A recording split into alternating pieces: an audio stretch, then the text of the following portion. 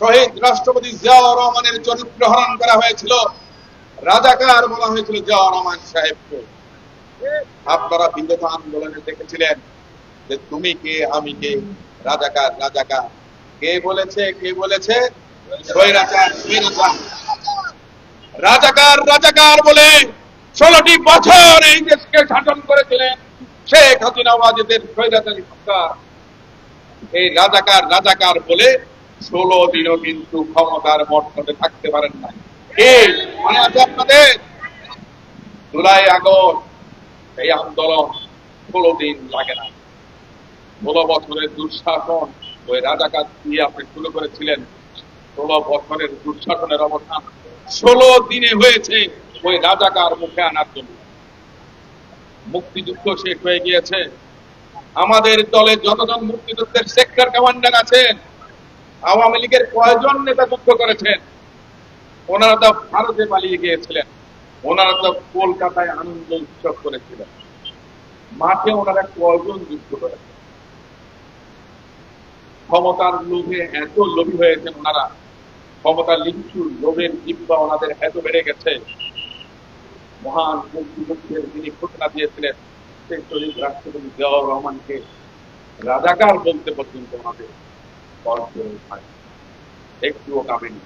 যেই সংসদে দাঁড়িয়ে আইনের কথা বলার কথা, যেই সংসদে দাঁড়িয়ে জনগণের উন্নয়নের কথা, সেই সংসদে সবচেয়ে বেশি সময় ওনারা ব্যয় করেছেন জিয়াউর রহমানের পরিবার, বেগম খালেদা জিয়া, তারেক রহমানের চরিত্র হরণ। সেই আন্দোলনের মধ্য দিয়ে